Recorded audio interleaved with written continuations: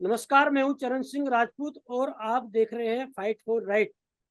सहारा India के साथ ही दूसरी जितनी भी ठगी कंपनियां हैं उनके खिलाफ एक बड़ा मोर्चा खोला हुआ है और इस मोर्चे में जो है बराबर की भागीदारी कर रहे हैं रंगदे बसंती के राष्ट्रीय अध्यक्ष इंद्रवर्धन राठौड़। आज वो हमसे जुड़े हैं। उनसे 31 जुलाई को जो दिल्ली जंतर मंतर पर प्रोटेस्ट हुआ उसके बारे में, आगे निवेशकों के भुगतान के लिए क्या रणनीति है उसके बारे में, और केंद्र सरकार और गुजरात सरकार का क्या रवैया है निवेशकों के प्रति, इन सबके लेकर बात करेंगे। इंद्रवर्धन राठौड़ जी, बहुत बहुत स्वागत है आपका इस कार्यक्रम में। धन्यवाद सर, नमस्कार।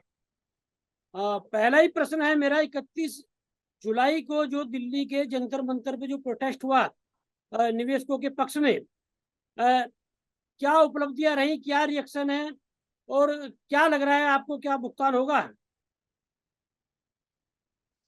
सहारा इंडिया द्वारा निवेशकों को गलत झूठी जानकारी देकर निवेश करवाया गया और जब निवेश की राशि वापस लौटाने की बारी आई तब सहारा इंडिया ने गलत झूठी जानकारी देकर निवेशकों के साथ धोखाधड़ी किया, जिसके चलते निवेशकों ने अपने अपने हिसाब से कानूनी लड़ाई लड़ी और संगठनों के माध्यम से आंदोलन किया, जिसके चलते केंद्र सरकार को एक बार फिर सहारा निवेशकों की सूद लेने की जरूरत आन पड़ी और नया सहकारिता मंत्रालय बना, जिसके मंत्री श्री अमित शाह जी द्वारा एक पोर्टल का लॉन्च किया गया जिसको सहारा रिफंड पोर्टल का नाम दिया गया, जिसमें सहारा इंडिया की 4 सोसाइटियों के निवेशकों की राशि वापस लौटाने के लिए एक कार्यक्रम किया गया।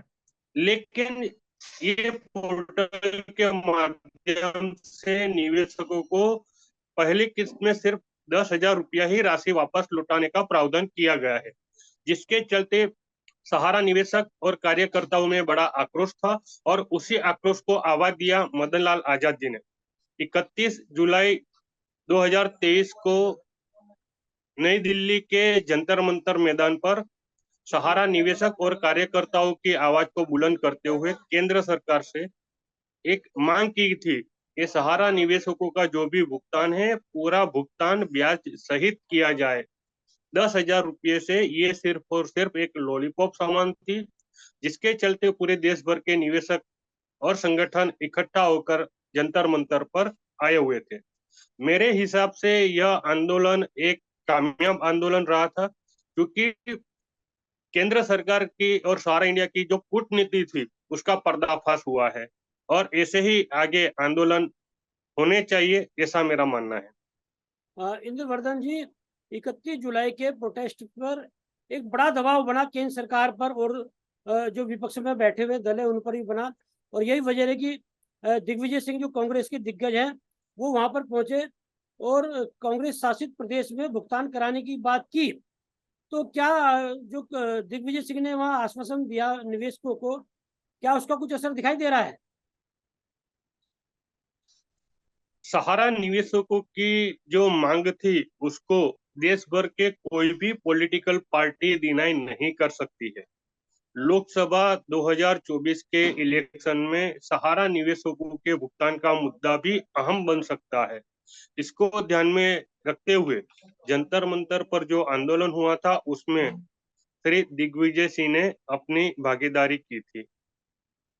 ये जो भागीदारी है आगे भी चलती रहेगी, ऐसा मुझे लग रहा है। तो दिग्विजय सिंह तो ये बोल रहे थे ना कि कांग्रेस शासित प्रदेश में भुगतान शुरू करा देंगे। अभी तो ऐसा कुछ देखने को मिल नहीं रहा है। हाँ, जहां तक उनकी जो बात थी तो वो आने वाले दिनों में आपको दिखाई देगा। और जहां तक कांग्रेस शासित राज्यों में उन्होंने जो बात की थी, तो सबसे पहले तो राजस्थान की ही बात करें तो राजस्थान में मुख्यमंत्री अशोक गहलोत जी ने बहुत ही अच्छे कदम उठाए हैं और सहारा निवेशकों के भुगतान के लिए काफी कुछ उन्होंने अपने सरकारी तंत्र को आगाह किया है कि सहारा निवेशकों के भुगतान के लिए जरूरी कड़े कदम उठाए जाए, और वो आने वाले दिनों में भी आपको दिखाई देने शुरू हो जाएंगे। और उसी के चलते नॉट ओनली कांग्रेस शासित लेकिन सभी पॉलिटिकल पार्टी और सभी राज्यों के मुख्यमंत्री को इसमें आगे बढ़कर सहारा निवेशकों के भुगतान के लिए जरूरी कदम उठाने चाहिए, ऐसा मेरा मानना है। इंद्रवर्धन जी, ये अच्छा आंदोलन हुआ 31 जुलाई को, एक बड़ा दबाव भी बना, एक बड़ा अच्छा मैसेज भी गया। तो फिर ये जो मदन लाल आजाद जो है ठगी पीड़ित जमाकर्ता परिवार के राष्ट्रीय संयोजक और ऑल इंडिया जन आंदोलन संघर्ष न्याय मोर्चा के राष्ट्रीय अध्यक्ष अभयदेव शुक्ल, बड़े प्रयास से दोनों को मिलाया गया था, और फिर उनके आरोप प्रत्यारोप शुरू हो गए, फिर टकराव शुरू हो गया।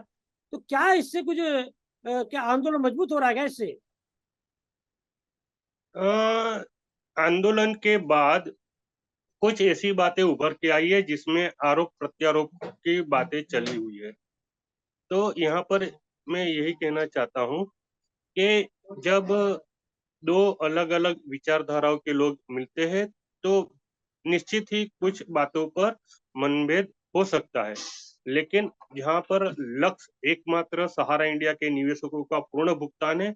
उसके लिए आंदोलन में कहीं पर भी दबाव नहीं बनेगा और न ही कमजोर होगा, क्योंकि आने वाले दिनों में न सिर्फ ये दो संगठन लेकिन देश भर के सभी संगठन इकट्ठा होकर लोकसभा चुनाव से पहले एक बड़ा आंदोलन करने की तैयारी में आज से ही लग गया है।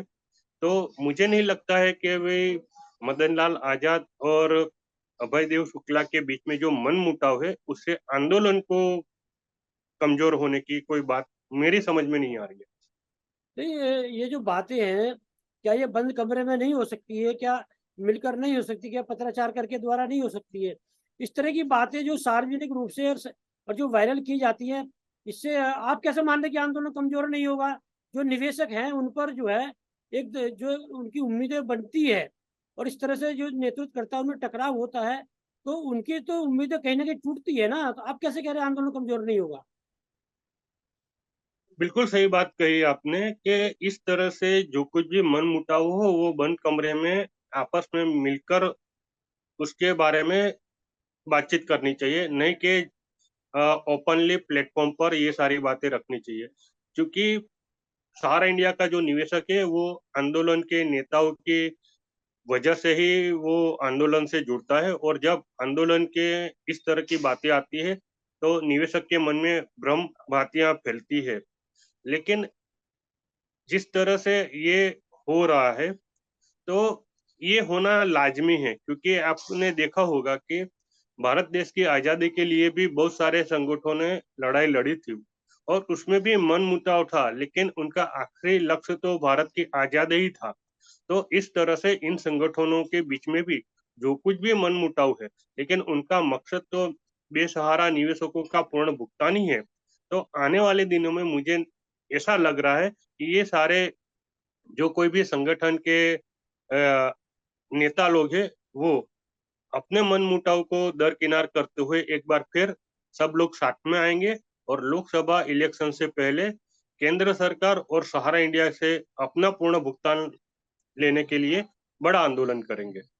एक बात ये निकल कर आ रही है कि अक्सर देखा जाता है कि मदन लाल आजाद और अभयदेव शुक्ल में टकराव हो जाता है। तो ऐसा लग रहा है कि देश में जो है दो ही जो है नेतृत्व करता है जो आंदोलन कर रहे हैं। तो एक ये भी बात उभर कर आ रही है कि देश में निवेशकों की लड़ाई लड़ने के लिए एक मोर्चा बने, और जिसमें कोर बने, समान अधिकार हो, किसी को जो है एक तरफा जो है निर्णय लेने के अधिकार ना हो। जैसे किसान आंदोलन देश में चल रहा है, कई किसान संगठन हैं, लेकिन बड़ी लड़ाई लड़ने के लिए उन्होंने किसान संयुक्त मोर्चा बना रखा है।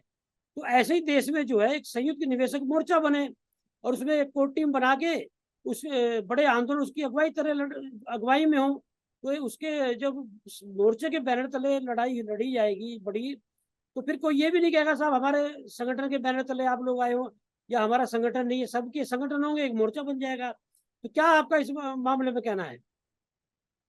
बिल्कुल, बहुत ही अच्छा सुझाव आपने दिया है। जिस तरह से किसान आंदोलन में देश भर के छोटे छोटे संगठनों ने एक साथ मिलकर संयुक्त संगठन के माध्यम से केंद्र सरकार को अपनी मांग मनवाई थी, इस तरह से सहारा इंडिया के निवेशकों की पूर्ण भुगतान के लिए देश भर में बहुत सारे संगठन हैं जिसने बेसहारा निवेशकों की भुगतान के लिए काफी कानूनी लड़ाई भी लड़ी है और आंदोलन भी किए हैं।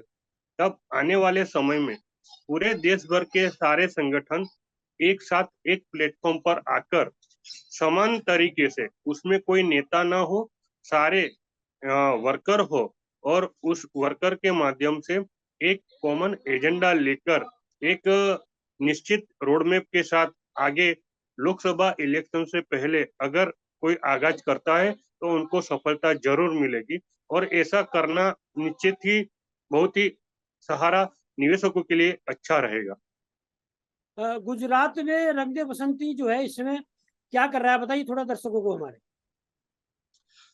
रंगे बसंती का सबसे पहले और शुरुआत से ही मानना था कि सहारा इंडिया की धोखाधड़ी के खिलाफ कानूनी लड़ाई लड़नी चाहिए, क्योंकि ये जो धोखाधड़ी हुई है उसमें संविधान के मुताबिक जिस तरह से धोखाधड़ी करने वालों को 7 साल या 7 साल से ज्यादा की सजा होती है, और साथ साथ में गुजरात में जीपीआईडी एक्ट भी लागू हुआ है, जिसके अनुसार जो भी कंपनी निवेशकों के साथ धोखाधड़ी करती है तो उसके खिलाफ कानूनी कार्रवाई करते हुए उनकी संपत्ति असेट को जब्त किया जाता है और उसमें नीलामी करके निवेशकों का भुगतान देने की प्रावधान है। तो गुजरात सरकार के ये जीपीआईडी एक्ट के तहत रंगदे बसंती वडोदरा, सूरत, वलसाड़, सीआईडी क्राइम सभी जगह पर सहारा निवेशकों के साथ धोखाधड़ी करने वाले सहारा के डायरेक्टर और मेसर सहारा इंडिया के पार्टनर सुब्रत रॉय, सपना रॉय, ओपी श्रीवास्तव के खिलाफ एफआईआर दर्ज करवाती है और कानूनी लड़ाई लड़के निवेशकों का भुगतान देने की लड़ाई लड़ रहा है।